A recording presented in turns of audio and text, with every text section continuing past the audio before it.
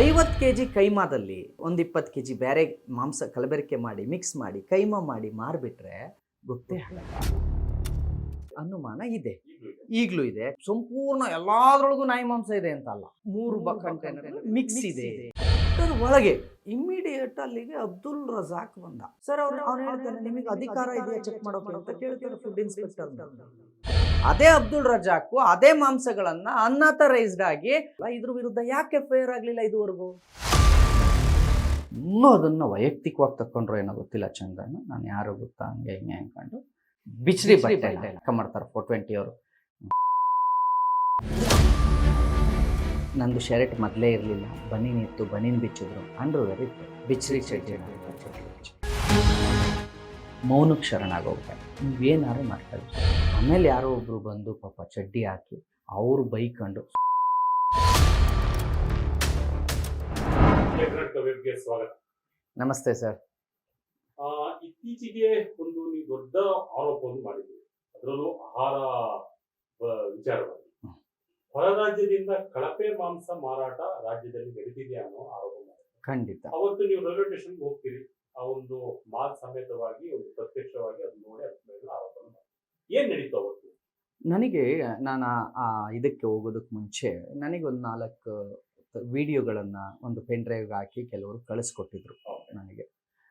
Muslim ವ್ಯಾಪಾರ ವರ್ತಕರು ಯಾರು ಇದ್ದಾರೆ ಅವರೆಲ್ಲರೂ ಕೂಡ ರಾಜ್ಯದಲ್ಲಿ ನೋಡಿ, ನಾಡಿನಲ್ಲಿ ಈ ರೀತಿ ಬೇರೆ ರಾಜ್ಯದಿಂದ ಮಾಂಸ ಬರ್ತಾ ಇದೆ, ಇದು ನಮಗೆ ಮಾತ್ರ ಅಲ್ಲ, ತಿನ್ನೋದ್ರಲ್ಲಿ ಕಳಪೆ, ವ್ಯಾಪಾರದಲ್ಲಿ ಕಳಪೆ, ಎಲ್ಲ ಕಡೆ ಇವರು ಏನು ಮಾಡ್ತಿದ್ದಾರೆ, ಟೆಂಡರ್ ಎಲ್ಲೆಲ್ಲಿ ಇರುತ್ತೋ ಅಲ್ಲೆಲ್ಲ ಹೋಗಿ ಇವ್ರುಗಳು ಹಾಕೊಳ್ತಿದ್ದಾರೆ. ಬಟ್ ರಾಜ್ಯಕ್ಕೆ ಬರ್ತಾ ಇರೋದು ಕಳಪೆ ಮಾಂಸ. ನೀವು ಇಷ್ಟೆಲ್ಲ ಇದನ್ನು ಮಾಡ್ತಾ ಇರಬೇಕಾದ್ರೆ ನಮಗೆ ದಯವಿಟ್ಟು ನಿಮ್ಮ ಒಂದು ಸಹಾಯ ಬೇಕು. ಅದನ್ನು ನಾನೇನು ಸಹಾಯ ಮಾಡಬೇಕ್ರಿ? ಏನಿಲ್ಲ ಸರ್, ಅದು ನಾವು ತುಂಬ ಬಾರಿ ಪ್ರಯತ್ನ ಪಟ್ಟಿದ್ದೀವಿ, ಅದನ್ನು ತಡಿಲಿಕ್ಕೆ ಆಗಿಲ್ಲ. ನಾವು ಎಲ್ಲ ಇಲಾಖೆಗಳಿಗೂ ಲೆಟ್ರ್ ಕೊಟ್ಟಿದ್ದೀವಿ ಪುನೀತ್ ಅವರೇ, ಆದರೆ ಅದನ್ನು ಯಾರೂ ಬಿಟ್ಕೊಡ್ತಾ ಇಲ್ಲ. ಮತ್ತು ನಮ್ಮ ಮುಸ್ಲಿಂ ಅವರ ಇದನ್ನು ಮಾಡ್ತಾ ಇರೋದ್ರಿಂದ ನಾವು ಪ್ರಶ್ನೆ ಮಾಡಲಿಕ್ಕೆ ಹೋದರೆ ಅವರು ನಮ್ಮನ್ನು ಎದುರಿಸ್ತಿದ್ದಾರೆ, ಬೆದರಿಸ್ತಿದ್ದಾರೆ. ನಾವು ಈಗಾಗಲೇ ಅನೇಕ ಬಾರಿ ಪ್ರಯತ್ನ ಪಟ್ಟಿದ್ದೀವಿ. ಆದ್ದರಿಂದ ನೀವು ಒಬ್ಬರೇ ಈಗ ನಮಗೆ ಇದನ್ನು ಸಹಾಯ ಮಾಡ್ಬೋದು, ಏನು ಮಾಡ್ಬೋದು ಅಂತ ಕೇಳಿದೆ. ನಾವು ಸ್ಪಾಟಿಗೆ ಹೋದಾಗ ಅಲ್ಲಿ ಮಾಂಸ ಬರುತ್ತೆ, ವಾರದಲ್ಲಿ 4 ಬಾರಿ ಮಾಂಸ ಬರುತ್ತೆ ಈ ರೀತಿ ಟ್ರೈನಿಂದ. ಇದು ಇಲ್ಲಿಗಲ್ಲು, ಅಂದರೆ ಸ್ಲ್ಯಾಟರ್ ಹೌಸ್ಗಳಿಲ್ಲ, ಈ ರೀತಿ ಇಲ್ಲಿಗಲ್ಲಾಗಿ ಇಲ್ಲಿಗೆ ಬರ್ತಿದೆ. ಅದೆಲ್ಲೋ ರಾಜಸ್ಥಾನದಿಂದ ಇಲ್ಲಿಗಲ್ಲಾಗಿ ಬಂದರೆ ನಾನು ಕಂಪ್ಲೇಂಟ್ ಕೊಡಿ. ಇಲ್ಲ ಅದು ಬಂದು ಇಲ್ಲಿ ಲೋಡ್ ಆಗೋದು, ಇದು ಮಾಡೋದು ಎಲ್ಲವೂ ಕೂಡ ಅವ್ರು ಏನೇ ನಾವು ಕಂಪ್ಲೇಂಟ್ ಕೊಟ್ರು ಅದನ್ನು ತೊಗೊಳ್ತಿಲ್ಲ. ಸರಿ, ಅದೇನು ನಾನೇ ನೋಡ್ತೀನಿ, ಯಾಕೆ ತಗೊಳ್ಳಲ್ಲ, ಯಾಕೆ ಚೆಕ್ ಮಾಡಲ್ಲ? ಆಹಾರ ಸರಿ ಇಲ್ಲ ಅಂತ ಅಂದರೆ ಅದನ್ನು ಚೆಕ್ ಮಾಡಬೇಕಾಗಿರೋದು, ಅದನ್ನು ಪರೀಕ್ಷೆ ಮಾಡಬೇಕಾಗಿರೋದು ಪ್ರತಿಯೊಬ್ಬರ ಕರ್ತವ್ಯ. ಅದು ಕೇವಲ ಅಧಿಕಾರಿಗಳು ಮಾಡ್ತಾರೆ ಅಂತ ಕೂತ್ಕೊಳ್ಳೋದಕ್ಕಾಗೋದಿಲ್ಲ. ರಾಜ್ಯದ ಜನ ಏನು ತಿಂತಿದ್ದಾರೆ, ಅದು ಯೋಗ್ಯವಾಗಿ ತಿಂತಿದ್ದಾರಾ ಅಂತ ನೋಡೋದು ಒಬ್ಬ ಸಾಮಾಜಿಕ ಕಾರ್ಯಕರ್ತನಾಗಿ, ಹೋರಾಟಗಾರನಾಗಿ ನನ್ನದು ಕರ್ತವ್ಯ ಇರೋದ್ರಿಂದ. ಮತ್ತು ನಾನು ಹಿಂದೂ ಪರ ಹೋರಾಟಗಾರ ಮಾತ್ರ ಅಲ್ಲ, ಸಾಮಾಜಿಕವಾಗಿ ಅನೇಕ ಕಾರ್ಯಕ್ರಮಗಳನ್ನು ನಾನು ಮಾಡಿದ್ದೀನಿ, ಸಾಮಾಜಿಕ ಹೋರಾಟಗಾರನೂ ಆಗಿರೋದ್ರಿಂದ ಯಾರು ಏನೇ ತಿನ್ನಲಿ ಮನುಷ್ಯತ್ವದ ರೂಪದಲ್ಲಿ ನೋಡಿದ್ರೆ ಅದನ್ನು ತಿನ್ನೋಕೆ ಸಾಧ್ಯ ಇಲ್ಲ ಅಂದಾಗ ಆ ವಿಡಿಯೋಗಳನ್ನು ನೀವು ನೋಡಿದಾಗ ಅನ್ನಿಸ್ತು ಇದು ಕರೆಕ್ಟ್ ಅಲ್ಲ. ಮತ್ತು ಅವ್ರು ಹೇಳೋದು ಕಲಬೆರಕೆ ಮಾಂಸ ಬರ್ತದೆ. ಸರಿ, ನಾನೇ ಬಂದು ನೋಡ್ತೀನಿ ಅಂತ ಹೇಳಿದ್ದೆ. ಅವ್ರೇನು ಮಾಡಿದ್ರು, ಅದು ಬಂದು ಅನ್ಲೋಡ್ ಆಗಬೇಕಾದ್ರೆ ನನಗೆ ತಿಳಿಸಿದ್ರು ಮಾಹಿತಿನ, ಈ ಥರ ಆಗ್ತಿದೆ ಅಂತ. ಎಲ್ಲಿ ಅಂತ ಕೇಳಿದೆ. Sir, railway back gate, SGB back ಗೇಟ್ನಲ್ಲಿ ಅನ್ಲೋಡ್ ಆಗಿದ್ದಾವೆ. ಬ್ಯಾಕ್ ಗೇಟ್ ಅಲ್ಲ, ಒಳಗಡೆ ತಾನೇ ಲೋಡ್ ಅನ್ಲೋಡ್ ಆಗಬೇಕು, ಹೊರಗಡೆಗೆ ಇಲ್ಲ ಸರ್, ಯಾವಾಗಲೂ ಇವ್ರು ಇಲ್ಲೇ ಇದು ಮಾಡ್ಕೊಳ್ತಾರೆ. ಅದು ಮಲ್ಲೇಶ್ವರಂಗೆ ಹೋಗೋ ರೋಡ್ ಇದೆಯಲ್ಲ, ಆ ಫ್ಲೇಓವರ್ ಮೇಲೆ ಹಾಕ್ಕೊಂಡಿದ್ದಾರೆ ಅಂತ. ಟ್ರಾಫಿಕ್ ಪೊಲೀಸ್ ಕೇಳಲಿಲ್ವಾ? ಟ್ರಾಫಿಕ್ ಪೊಲೀಸ್ ಅವ್ರಿಗೆ ಹೇಳಿ, ಇಲ್ಲ ಸರ್ ನೀವು ಬನ್ನಿ, ಯಾರು ನಮ್ಮ ಮಾತು ಕೇಳಲ್ಲ ಅಂತ ಅಂದರು. ಸರಿ ಅಂತ ನಾನು ಸ್ಪಾಟ್ಗೆ ಹೋದಾಗ ನಾನು ಹೋಗೋದಕ್ಕೆ ಮುಂಚೆ ಪೊಲೀಸ್ನವ್ರು ಇದ್ದಾರೆ, ನನ್ನ ಮಾಧ್ಯಮಗಳಿದ್ದಾರೆ, ಅಲ್ಲಿ ಎಲ್ಲರೂ ಇದ್ದಾರೆ. ಆದರೆ ಅವರು ಆಲ್ರೆಡಿ ಅದನ್ನು ಏನೇ ಹೇಳಿದ್ರು ಕೂಡ ಪೊಲೀಸ್ನವರಾಗಲಿ ಯಾರೂ ರೆಸ್ಪಾನ್ಸ್ ಮಾಡ್ತಿಲ್ಲ. ನಾನು ಸ್ಥಳಕ್ಕೆ ಹೋದಾಗ ಪೊಲೀಸ್ನವರು ಕೇಳಿದೆ, ಅಲ್ಲಿ ಹೊಯ್ಸಳದವ್ರು ಇದ್ದರು. ಏನು ಸರ್ ಇದೇನೋ ಹೇಳ್ತಿದ್ದಾರೆ ಕಳಪೆ ಮಾಂಸನಂತೆ ನೋಡಿ ಅಂತ. ನಾವು ನೋಡೋಕೆ ಬರೋದಿಲ್ಲ, ನಿಮಗೇನಾರು ಇದ್ದರೆ 112 ಕಂಪ್ಲೇಂಟ್ ಮಾಡಿ ಅಂದರು. ನಾನು ಸೀದಾ ಕೂಡಲೇ 112ಗೆ ಫೋನ್ ಮಾಡೋದು ಕೇಳಿದೆ. ಅಲ್ಲಿ JK ಕೃಷ್ಣ ಅಂತ ಹೇಳಿ ಇದ್ದರು ಅವರು 112ಗೆ ಕಂಪ್ಲೇಂಟ್ ಮಾಡಿದ್ರು. ಪೊಲೀಸ್ನವ್ರು ಬಂದಾಗ ನಾನು ಅವ್ರಿಗೆ ಹೇಳಿದೆ, ನೋಡಿ ಸರ್, ಇದು ರಾಜಸ್ಥಾನದಿಂದ ಬರ್ತಾ ಇರ್ತಕ್ಕಂಥ ಕಳಪೆ ಮಾಂಸ.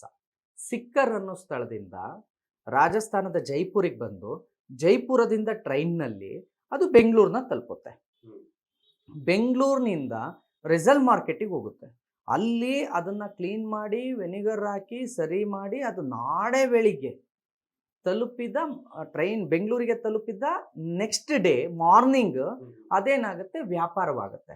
ಅದು ವ್ಯಾಪಾರ ಆಗಿ ಉಳಿದ ಮಾಂಸಗಳು ಇವ್ರು ಎಲ್ಲೆಲ್ಲಿ ಟೆಂಡರ್ ತಗೊಂಡಿದ್ದಾರೋ ಆ ಹೋಟೆಲ್ಗಳಿಗೆ ಹೋಗುತ್ತೆ. ಇದರಲ್ಲಿ ಮುಸ್ಲಿಂ ವರ್ತಕರು ನನಗೆ ಹೇಳಿದ್ದೇನೆಂದ್ರೆ, ಸರ್ ಇದರಲ್ಲಿ ಅವರು ಕೆಲವು ಕಡೆ ಕೈಮಾ ಅನ್ನೋದನ್ನ ಆರ್ಡರ್ ತಗೊಂಡಿರ್ತಾರೆ, ಎಷ್ಟು ಕೆಜಿ ಕೈಮಾ ಬೇಕು ಅಂತ. ಆ ಕೈಮಾಗೆ ಕಲಬೆರಕೆ ಮಾಂಸವನ್ನು ಮಿಕ್ಸ್ ಮಾಡ್ತಿದ್ದಾರೆ, ಯಾರಿಗೂ ಗೊತ್ತಾಗಲ್ಲ. 50 ಕೆಜಿ ಕೈಮಾದಲ್ಲಿ ಏನಾದರೂ ಇವರು 1-20 ಕೆಜಿ ಬೇರೆ ಮಾಂಸ ಕಲಬೆರಕೆ ಮಾಡಿ ಮಿಕ್ಸ್ ಮಾಡಿ ಕೈಮಾ ಮಾಡಿ ಮಾರಿಬಿಟ್ರೆ ಗೊತ್ತೇ ಆಗಲ್ಲ. ಇದು ಸಂಪೂರ್ಣ ಕಲಬೆರಕೆ ಇದೆ. ನಾನು ಸರಿ ಆಯಿತು ಅಂತ ಹೇಳಿ ಅಲ್ಲಿಗೆ ಹೋಗಿದ್ದಾಗ ಇದಷ್ಟನ್ನು ನಾನು ಪೊಲೀಸ್ನವ್ರಿಗೆ ವಿವರಿಸಿದೆ. ಪೊಲೀಸ್ನವ್ರು ಹೇಳಿದ್ರು, ಇದು ಟ್ರೈನಲ್ಲಿ ಬಂದಿರೋದ್ರಿಂದ ನಾವು ಈಗ ಇದನ್ನು ಚೆಕ್ ಮಾಡೋದಕ್ಕಾಗಲ್ಲ, ಆಹಾರ ಇಲಾಖೆಗೆ ಕಂಪ್ಲೇಂಟ್ ಮಾಡಿ ನೀವು ಅಂತ. ನಾವು ಆಹಾರ ಮತ್ತು ಅದೇನು ಕಂಪ್ಲೇಂಟ್ ಮಾಡುವಂಥ ಫುಡ್ ಇನ್ಸ್ಪೆಕ್ಟರ್ಸ್ ಇದ್ದಾರೆ, ಅವ್ರಿಗೆ ಕಂಪ್ಲೇಂಟ್ ಮಾಡಿದ್ವಿ. ಅವ್ರು ಬರ್ತೀವಿ ಅಂದರು. ನಾವು ಸ್ಥಳದಲ್ಲಿ ವೆಯ್ಟ್ ಮಾಡ್ತಾ ಇದ್ವಿ. ಅವ್ರು ಬರ್ತೀವಿ ಅಂದರು. ಪೊಲೀಸ್ನವ್ರಿಗೂ ತಿಳಿಸಿದ್ವಿ, ಸರ್ ಕಂಪ್ಲೇಂಟ್ ಆಗಿದೆ, ಬರ್ತಾರೆ ಅಂತ. ಸರ್ ಅಷ್ಟರ ಒಳಗೆ ಇಮ್ಮಿಡಿಯೇಟ್ ಅಲ್ಲಿಗೆ ಅಬ್ದುಲ್ ರಜಾಕ್ ಬಂದೋನೆ, ಏಯ್ ಹೋಗಿಲ್ಲಿಂದ, ನೀನು ಯಾರು ಕೇಳೋಕ್ಕಿದನ್ನೆಲ್ಲ? ಒಬ್ಬರು ಸಾರ್ವಜನಿಕರಿದ್ದೀವಿ, ಸಾರ್ವಜನಿಕರೇ ಅದನ್ನು ಕೊನೆಗೆ ತೆಗೆದುಕೊಂಡು ತಿನ್ನೋದು. ನಾವು ಕೇಳಿದ್ರೆ ಇನ್ಯಾರು ಕೇಳ್ತಾರೆ? ಅದು ಕೂಡ ನೀನು ಇಟ್ಕೊಂಡಿರೋದೇನು ಎಲ್ಲೋ ಗೂಡ್ಸ್ ಸರ್ಕಲ್ನಲ್ಲ, ತಗೊಬಂದು ಪಬ್ಲಿಕ್ ಪ್ಲೇಸ್ನಲ್ಲಿ ಇಟ್ಟಿದ್ಯಾ, ಸಾರ್ವಜನಿಕರು ಓಡಾಡುವ ರಸ್ತೆಯಲ್ಲಿ ಇಟ್ಟಿದ್ಯಾ. ಕೇಳುವ ಹಕ್ಕು ಪ್ರತಿಯೊಬ್ಬನಿಗೂ ಇದೆ. ಈಗ ನೀನೆಲ್ಲೋ ನಿನ್ನ ಮನೆ ಒಳಗೋ ಇಲ್ಲ ನಿನ್ನ ಗೂಡ್ಸಲ್ಲೋ ನಿನ್ನ ಪ್ರೈವೇಟ್ ಪ್ರಾಪರ್ಟಿಯಲ್ಲಿ ಇಟ್ಟಿದ್ದಿದ್ರೆ ಕೇಳ್ತಿರ್ಲಿಲ್ಲ. ಆ ಪ್ರಾಡಕ್ಟ್ ಇರೋದು ಈಗ ಪಬ್ಲಿಕ್ ಪ್ಲೇಸಲ್ಲಿ, ಆ ಪ್ರಾಡಕ್ಟ್ ಇರೋದು ಈಗ ಸಾರ್ವಜನಿಕರು ಓಡಾಡುವ ರಸ್ತೆ ಮೇಲೆ. ಈಗ ನಾವು ಕೇಳ್ತಿದ್ದೀವಿ. ನಾವು ಬಾಯಿಗೆ ಬಂದಂಗೆ ಅವಾಚ್ಯ ಶಬ್ದದಿಂದ, ಅಂದರೆ ನಮ್ಮನ್ನು ಒಟ್ಟು ಪ್ರವೋಕ್ ಮಾಡುವಂಗೆ ಮಾತಾಡ್ದ. ಸ್ವಲ್ಪ ಪ್ರವೋಕ್ ಆದ್ರೂ ಹುಡುಗರೆಲ್ಲರೂ. ನಾವು ಕೂಡ ಅದು ನೋಡ್ತಾ ಇದ್ವಿ. ಆ ಸಮಯದಲ್ಲಿ ಅಬ್ದುಲ್ ರಜಾಕ್ ಅವರು ಡಾಕ್ಯುಮೆಂಟ್ಸ್ ಎಲ್ಲ ತೋರಿಸ್ತಾರೆ, ಅಂದ್ರೆ ಬಂದಿದ್ದು ಇದಕ್ಕೆ ಸಾಕ್ಷಿಯಾದ ಇಲ್ಲ, ಯಾವುದೂ ತೋರಿಸಿಲ್ಲ. ಅಂದ್ರೆ ಅಲ್ಲಿ ನಂದೇ ಅಂತ ಒಂದು ವಾದವನ್ನು ಅದು ಅವ್ರು ಹೇಳ್ತಾರೆ, ಕ್ಲೈಮ್ ಮಾಡ್ತಾರೆ, ಈ ಮಾಂಸ ನಂದು, ನಾನು ಯಾರಿಗೂ ನೋಡೋಕ್ ಬಿಡಲ್ಲ, ನಾನು ಯಾರಿಗೂ ಚೆಕ್ ಮಾಡೋಕ್ ಬಿಡೋದಿಲ್ಲ. ಸರ್ ಫುಡ್ ಆಫೀಸರ್ ಸ್ಥಳಕ್ಕೆ ಬಂದಾಗ ನಾನು ಅದನ್ನ ವಿಜುವಲ್ಸ್ ಬೇಕಾದ್ರೆ ನಿಮಗೆ ಕೊಡ್ತೀನಿ ವಿಜಯ ಕರ್ನಾಟಕದವರಿಗೆ. ಸರ್ ಅವ್ನು ಹೇಳ್ತಾನೆ, ನಿಮಗೆ ಅಧಿಕಾರ ಇದೆಯಾ ಚೆಕ್ ಮಾಡೋಕೆ ಅಂತ ಕೇಳ್ತಾರೆ ಫುಡ್ ಇನ್ಸ್ಪೆಕ್ಟರ್ನ, ಅಬ್ದುಲ್ ರಜಾಕ್. ಫಸ್ಟ್ ನಾನು ಕೇಳ್ತಾ ಇರೋದು, ಆ ರೀತಿ ಕೇಳೋದಕ್ಕೆ ಆ ಸರಕಿನ ಮಾಲೀಕನ ಅವನು. ಯಾವುದೋ ಒಂದು ಸರಕನ್ನು ಚೆಕ್ ಮಾಡೋದಕ್ಕೆ ಫುಡ್ ಇನ್ಸ್ಪೆಕ್ಟರ್ ಬಂದಿದ್ದಾರೆ, ಚೆಕ್ ಮಾಡಕ್ ಹೋಗ್ತಿದ್ದಾರೆ. ನಿಮಗೆ ಚೆಕ್ ಮಾಡೋದಕ್ಕೆ ಅಧಿಕಾರ ಇದೆಯಾ ಅಂತ ಕೇಳುವ ಅಧಿಕಾರ ಅಬ್ದುಲ್ ರಜಾಕನಿಗೆ ಎಲ್ಲಿತ್ತು? ಅವನು ಎಂಟೈರ್ ಆ ಇಡೀ ಇದನ್ನ ಕೊಲಾಪ್ಸ್ ಮಾಡಾಕಿ, ಅಂದ್ರೆ ಯಾವುದೋ ಒಂದು 3 ಬಾಕ್ಸ್ಗಳಲ್ಲಿ ಇವು ವರ್ತಕರು ಹೇಳುವಂತಹ ಆ ಕಲಬೆರಕೆ ಮಾಂಸ ಇದ್ದಿದ್ದು ನಿಜ ಅನ್ನುವ ಹಾಗೆ ನಮ್ಮೆಲ್ಲರಿಗೂ ಭಾಸವಾಗಿದ್ದು ಸತ್ಯ. ಆಹಾರ ಇಲಾಖೆಯವರು ಚೆಕ್ ಮಾಡಬೇಕು, ಅದು ಕಳಪೆನಾ ಹೌದಾ ಇಲ್ವಾ ಅನ್ನೋದನ್ನ ನಮ್ಮದು ಬಹಳ ಅದು ಹೊರತಾಗಿ ಪುನೀತ್ ಕೆರೆಯಲ್ಲಿ ಅಬ್ದುಲ್ ರಜಾಕ್ ಈ ಒಂದು ವಾದ ವಿವಾದ ಯಾಕೆ ಬಂದಿದೆ? ಅದನ್ನೇ ಆತ ಸೃಷ್ಟಿ ಮಾಡಿದ್ದು. ಅಂದ್ರೆ ಅದೇನಂದ್ರೆ ಡೈವರ್ಟ್ ಮಾಡೋದು, ಒಂದು ವಿಚಾರವನ್ನ, ಒಂದು ಹೋರಾಟವನ್ನ ಡೈವರ್ಟ್ ಮಾಡೋದು. ಈಗೇನು ಇದನ್ನ ಸಂಪೂರ್ಣವಾಗಿ ಅಬ್ದುಲ್ ರಜಾಕ್ ಮೇಲ್ ತಗೊಂಡ್ಬಿಟ್ರೆ ಏನಾಗುತ್ತೆ, ಪುನೀತ್ ಕೆರೆಳಿ ವಾಸಸ್ ಅಬ್ದುಲ್ ರಜಾಕ್ ಆಗುತ್ತೆ. ವಾಸ್ತವವನ್ನ ಟರ್ನ್ ಮಾಡೋದು ನಮ್ಮ ಉದ್ದೇಶ ಅಲ್ಲಿದ್ದಿದ್ದೆ. ನಾನು ಸುಮಾರು ನಿಮಗೆ ಅದ್ರ ವಿಡಿಯೋ ಕೊಡ್ತೀನಿ. ಅವನು ನಮ್ಮನ್ನ ಡೈವರ್ಟ್ ಮಾಡ್ತಿದ್ದಾನೆ, ಸುಮ್ನಿರಿ ಅಂತ ನಾನು ಹುಡುಗರಿಗೆ ಹೇಳುವಂಥದ್ದು, ಅಲ್ಲಿ ಸೇರಿದ್ದ ಪಬ್ಲಿಕ್ಕಿಗೆ ಹೇಳುವಂಥದ್ದು ಬಹಳ ಪ್ರಯತ್ನವನ್ನ ಮಾಡಿದ್ದೀನಿ ನಾನು. ಅವ್ನು ಡೈವರ್ಟ್ ಮಾಡ್ತಿದ್ದಾನೆ, ಅವ್ನು ಟ್ರಿಗರ್ ಮಾಡ್ತಿದ್ದಾನೆ, ಅವ್ನು ನನ್ನ ಮೇಲೆ ಆರೋಪ ಮಾಡ್ತಿದ್ದಾನೆ, ಅಂದ್ರೆ ಅದನ್ನ ಎಂಟೈರ್ ಅವನ ಮೇಲೆ ತಗೊಳ್ತಿದ್ದಾನೆ ಅವನು. ಈಗೇನಂದ್ರೆ ಯಾವುದೋ ಒಬ್ಬ ಅನ್ಅಥರೈಸ್ಡ್ ಪರ್ಸನ್ ಬಂದು ಅವನ ಮೇಲೆ ತಗೊಂಡ್ಬಿಟ್ಟು ಐಡಿ ಗಲಾಟೆಗೆ ರೂಪವನ್ನು ಬೇರೆ ಮಾಡ್ಬಿಡೋದು. ಅಲ್ಲಿ ಅವ್ನು ಟ್ರಿಗರ್ ಮಾಡ್ತಾ ಮಾಡ್ತಾ ಕೆಟ್ಟದಾಗ ಮಾತಾಡೋದು, ಅವನ ಮೇಲೆ ಘೋಷಣೆ ಕೂಗೋಂಗಾಗೋದು, ಇಡೀ ಪೊಲೀಸ್ ವ್ಯವಸ್ಥೆ ಬಂದಾಗ ಏನ್ ಮಾಡುತ್ತೆ, ನಮ್ಮ ವಿರುದ್ಧ ಬಂದು ನಿಂತ್ಕೊಳ್ಳುತ್ತೆ. ಇದನ್ನೇ ಆತ ಪ್ಲಾನ್ ಮಾಡಿದ್ದು. ಆದ್ರೆ ಅವ್ನು ಪ್ಲಾನ್ ಮಾಡಿ ಅವನ ಸರಕುಗಳನ್ನ ರಕ್ಷಣೆ ಮಾಡ್ಕೊಳ್ಳೋದಕ್ಕೆ ಮುಂದಾದ. ಅವನಿಗಿರುವಂಥದ್ದು ರಾಜಸ್ಥಾನದ ಸಿಕ್ಕರಿಂದ ಹೊರಟು ಜೈಪುರಿಗೆ ಬಂದು, ಜೈಪುರಿಂದ ಇಲ್ಲಿಗೆ ತಗೊಬಂದು, ಇದನ್ನ ಇಲ್ಲಿಂದ ಬೆಂಗಳೂರಿನ ಯಾವುದೋ ಅವನು ಏನಿದೆ ಶೆಡ್ಡು, ಆ ಶೆಡ್ಡಿಗೆ ತಗೊಂಡೋಗಿ ಇಡೋ ತನಕ ಅವನು ಅದಕ್ಕೆ ಸೆಕ್ಯೂರಿಟಿ ಕೊಡ್ತೀನಿ ಅಂತ ಒಪ್ಕೊಂಡಿದ್ದಾನೆ ಇಲ್ಲಿಗಲ್ ಆಗಿ. ಅದಕ್ಕೆ ಒಂದು ಬಾಕ್ಸಿಗೆ 500 ರೂಪೀಸ್ ಚಾರ್ಜ್ ಮಾಡ್ತಾನಂತೆ. ನಾನು ಏನೇ ಬಂದರೂ ನಾನು ನೋಡ್ಕೊಳ್ತೀನಿ ಅಂತ. ಅವನು ಇದು 2ನೇ ಸಲ ಬರ್ತಾ ಇರೋದು. ಫಸ್ಟ್ ಎಲ್ಲ ಹೋಗಿದ್ದಾರೆ ಪಾಪ ಈ ಮುಸ್ಲಿಂ ವರ್ತಕರು, ಅವರು ಇವರೆಲ್ಲ ಹೋಗಿ ಚೆಕ್ ಮಾಡಿದ್ದಾರೆ. ಕೇವಲ ಮುಸ್ಲಿಂ ವರ್ತಕರಿಲ್ಲ, ಒಂದು 5-6 ಜನ ಹಿಂದೂ ವರ್ತಕರು ಎಲ್ಲರೂ ಸೇರಿ ಹೋಗಿದ್ದಾರೆ. ನೋಡಪ್ಪ, ನೀನು ಈ ರೀತಿ ಎಲ್ಲಿಂದನೂ ಮಾಂಸ ತಗೊಬಂದು, ಕಲಬೆರಕೆ ಮಾಂಸ ನೋಡು, ನೀನು ಟೆಂಡರ್ ಹಾಕೊಳ್ತೀಯ, ತಗೊಳ್ತೀಯ, ನಮ್ಮ ತಲೆ ಮೇಲೆ ಹೊಡೆದು, ನಮ್ಮ ಜೀವನದ ಮೇಲೆ ಹೊಡೆದು ನೀನು ಟೆಂಡರ್ ತಗೊಳ್ತಾ ಇದೀಯಾ, ನೀನು ಇಲ್ಲೀಗಲ್ ಆಗಿ ಮಾಡ್ತಾ ಇದೀಯಾ, ಇಲ್ಲೀಗಲ್ ಆಗಿ ಮಾಡ್ತಾ ಇದೀಯಾ, ಲೀಗಲ್ ಇಲ್ಲ. ನೀನು ಲೀಗಲ್ ಇಲ್ಲ ಅಂದಾಗ ನಮಗೆ ಎಷ್ಟು ಬೇಜಾರಾಗಬೇಕು. ಒಂದು ಈಗ ಯಾವುದೇ ಒಂದು ಪ್ರಕರಣ ಆಗಲಿ, ಯಾವುದೋ ಒಂದು ವಿಚಾರವಾಗಲಿ, ನಾವು ಲೀಗಲ್ ಆಗಿರೋರು ಇಷ್ಟು ಕೆಲಸ ಮಾಡ್ತಾ ಇರ್ಬೇಕಾದ್ರೆ ಯಾವನೋ ಒಬ್ಬ ಇಲ್ಲೀಗಲ್ ಆಗಿ ಬಂದು ಮತ್ತೇನೋ ಮಾಡಿದ್ರೆ ಯಾರು ಒಪ್ಕೊಳ್ತಾರೆ? ಯಾರು ಅದನ್ನ ಒಪ್ಕೊಳ್ತಾರೆ. ಹಂಗಾಗಿ ಅವ್ರು ಪ್ರಶ್ನೆ ಮಾಡಿದಾಗ ಬಿಟ್ಟಿರಲಿಲ್ಲ. ನಾನು ಅವನು ಎಷ್ಟೇ ಪ್ರಯತ್ನ ಪಟ್ಟರು ಅದನ್ನು ಡೈವರ್ಟ್ ಮಾಡೋದಕ್ಕೆ ನಾವು ಡೈವರ್ಟ್ ಆಗಲಿಲ್ಲ. ಈಗ ಹೊರ ರಾಜ್ಯದಿಂದ ಮಾಂಸ ಬರುತ್ತೆ, ಅದು ಪುನೀತ್ ಕೆರೆಯ ಪ್ರಕಾರ ಬರೋದೇ ತಪ್ಪ? ಇಲ್ಲ, ಹಾ. ಬರಲಿ ಬರೋದಕ್ಕೆ ತಪ್ಪು ಅಂತ ನಾನು ಹೇಳಲ್ಲ. ಆದರೆ ಕಾನೂನು ಮತ್ತು ನಿಯಮಗಳನ್ನು ಮೀರಿ ಬರಬಾರ್ದು. ಏನೇನು ಕಾನೂನು ಮಿಸ್ ಆಗಿದೆ ನೋಡಿ, ಈಗ ನಾವು ಇಲ್ಲಿಂದ ಒಂದು 10 ಟನ್ ಟೊಮೊಟೊನ ಹೊರಗಡೆಗೆ ಎಕ್ಸ್ಪೋರ್ಟ್ ಮಾಡ್ತೀವಿ ಯಾವುದೇ ರಾಜ್ಯಕ್ಕಂದರೆ, ನಾನು ಪರ್ಸ್ನಲಿ ಪುನೀತ್ ಕುಮಾರು ಇನ್ನೊಬ್ಬ ಅಬ್ದುಲ್ ರಜಾಕಿಗೆ ಮಾರ್ಲಿಕ್ಕೆ ಬರಲ್ಲ. ಒಂದು ರಾಜ್ಯದಿಂದ ಮತ್ತೊಂದು ರಾಜ್ಯಕ್ಕೆ ಟನ್ಗಟ್ಟಲೆ ಯಾವುದೇ ಆಹಾರ ಪದಾರ್ಥವನ್ನು ವೈಯಕ್ತಿಕವಾಗಿ ಟ್ರಾನ್ಸ್ಪೋರ್ಟ್ ಮಾಡೋಂಗಿಲ್ಲ. ಅದಕ್ಕೆ ಟ್ರೇಡ್ಸ್ ಇರಬೇಕು. ನೀವು ಟ್ರೇಡರ್ಸ್ ಆಗಿರಬೇಕು, ನಾನು ಟ್ರೇಡರ್ಸ್ ಆಗಿರಬೇಕು. ನಾನು ಟ್ರೇಡರ್ಸಿಂದ ನಿಮ್ಮ ಟ್ರೇಡರ್ಸಿಗೆ ಅದು ಖರೀದಿಯಾಗಬೇಕು, ಖರೀದಿಯಾದ ಸ್ಲಿಪ್ ಇರಬೇಕು. ಆ ಸ್ಲಿಪ್ ಮೇಲೆ ನೀವು ಅದನ್ನು ಟ್ರಾನ್ಸ್ಪೋರ್ಟ್ ಮಾಡ್ಕೋಬೋದು. ಅಂದರೆ ನಾನು RMCಗೆ ಈರುಳ್ಳಿ ಮಾರಿದ್ರೆ RMCಯಲ್ಲಿ ಟ್ರೇಡರ್ಸಿಗೆ ಮಾರಬೇಕು. ಆ ಟ್ರೇಡರ್ಸು ಆ ಈರುಳ್ಳಿಯನ್ನು ರಾಜಸ್ಥಾನದ RMC ಟ್ರೇಡರ್ಸಿಗೆ ಮಾರಬಹುದು. ಆ ರಾಜಸ್ಥಾನದ ಜೈಪುರ್ನಲ್ಲಿ ಯಾರಾದರೂ ಮಾಂಸ ವರ್ತಕರು ಇದ್ದು ಆ ಟ್ರೇಡರ್ಸು ಅಲ್ಲಿ ಮಾಂಸವನ್ನು ಕಾನೂನುಬದ್ಧವಾಗಿ ಸ್ಲ್ಯಾಟ್ರ್ ಮಾಡಿ ಆ ಮಾಂಸವನ್ನು ಸರಿಯಾದ ರೀತಿಯಲ್ಲಿ ದಾಸ್ತಾನು ಮಾಡಿ ಆ ಸರಕಿಗೆ ಬೇಕಾದ ಎಲ್ಲ ರೀತಿಯ ಉಷ್ಣತೆ, ಈಗ ಮಾಂಸ ಬರಬೇಕು ಅಂದರೆ -18 ಡಿಗ್ರಿ ಸೆಲ್ಸಿಯಸ್ನಲ್ಲಿ ಅದನ್ನು ಕೋಲ್ಡ್ ಮಾಡಬೇಕು, ರೆಫ್ರಿಜಿರೇಟರ್ ಮಾಡಬೇಕು.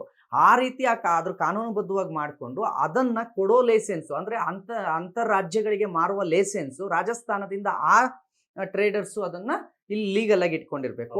ಆತನಿಂದ ಕರ್ನಾಟಕದಲ್ಲಿ ಈ ಟ್ರೇಡರ್ಸು ಬೈ ಮಾಡ್ತಾ ಇರೋ ಟ್ರೇಡರ್ಸು ಲೀಗಲಿ ಎಲ್ಲವನ್ನು ಕರೆಕ್ಟಾಗಿ ಇಟ್ಕೊಂಡು ಅದನ್ನು ಬೈ ಮಾಡ್ಬೋದು. ಆಗ ಅದನ್ನು ನೀನು ಕೊರಿಯರ್ ಮಾಡಿ ತರಿಸ್ಕೊಂಡ್ರೆ ಓಕೆ. ಆದರೆ ನಿನ್ನ ಹತ್ರ ಅಬ್ದುಲ್ ರಜಾಕ್ ಹತ್ರ ಅದಿದೆಯಾ? ಈಗ ಯಾರನ್ನೋ ತಗೊಬಂದು ನಿಲ್ಲಿಸಿ ಅದ್ರ ಮಾಲೀಕ ಇವನು ಅಂದರೆ ನಾನು ಒಪ್ಪಲ್ಲ. ಆಮದು ಮಾಡತಕ್ಕಂಥದ್ರಲ್ಲಿ ರಾಂಗ್ ಇದೆ. ಮತ್ತೆ ಎಂಟೈರ್ ಕೇಳ್ತಾರದು ನಾನು ಐಸ್ ಕ್ಯೂಬು, ಯಾವುದೋ ಐಸ್ ಕ್ಯೂಬ್ ಥರ್ಮೋಕೋಲ್ ಒಳಗೆ ಹಾಕ್ಕೊಂಡು ಇದೊಂದು ಲೈನ್ ನಿಮಗೆ ತುಂಬ ನೆನಪಿರಲಿ, ನಾನು ಹೇಳ್ತೀನಿ. ಸಿಕ್ಕರಿಂದ ಜೈಪುರ್ ರೈಲ್ವೆ ಸ್ಟೇಷನಿಗೆ ಬರಲಿಕ್ಕೆ ಮಾಂಸ ಮಿನಿಮಮ್ 3 to 4 hours. ಸಿಕ್ಕರ್ ಅನ್ನೋ ಸ್ಥಳದಿಂದ ಜೈಪುರ್ ಅನ್ನೋ ರೈಲ್ವೆ ಸ್ಟೇಷನಿಗೆ ಬರಲಿಕ್ಕೆ 4 hours. ಜೈಪುರ್ಗೆ ಕೂಲಿಂಗ್ ಪೀರಿಯಡ್ ಅಂತ ಇರುತ್ತೆ. ಯಾವುದೇ ರೈಲು ಹೊರಡುವ 4 ಗಂಟೆ ಮುಂಚಿತವಾಗಿ ಸರಕುಗಳು ಬಂದು ತಲುಪಿದ್ರೆ ಮಾತ್ರ ಟ್ರೈನಿಗೆ ಲೋಡ್ ಮಾಡ್ತಾರೆ, ಇಲ್ಲ ಅಂದರೆ ಲೋಡ್ ಮಾಡಲ್ಲ. ನಾನು ಹೋಗಿ 3 hour ಟ್ರೈನ್ ಹೊರಡೋ 3 hour ಮುಂಚೆ ನಂದೊಂದು ತೊಗೊಳ್ಳಿ ಸರ್ ಕೊರಿಯರ್ ಇದೆ ಅಂದರೆ ನೋ, ಮಿನಿಮಮ್ 4 hours ಮುಂಚೆ ಅದು ತಲುಪಬೇಕು ಸ್ಥಳವನ್ನು. ಈಗ ಈ ಕೂಲಿಂಗ್ ಪೀರಿಯಡ್ 4 hours, ಅದು ಸಿಕ್ಕರಿಂದ ಜೈಪುರಿಗೆ ಬಂದು ತಲುಪೋದು 4 hours, 8 hours.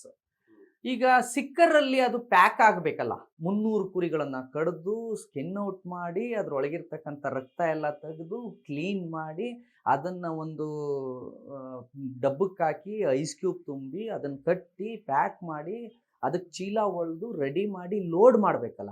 ಎಷ್ಟು ಅವರ್ ಬೇಕು? 4,500 kg ಮಾಂಸವನ್ನು ಪ್ಯಾಕ್ ಮಾಡೋದಕ್ಕೆ ಮಿನಿಮಮ್ 12 hours.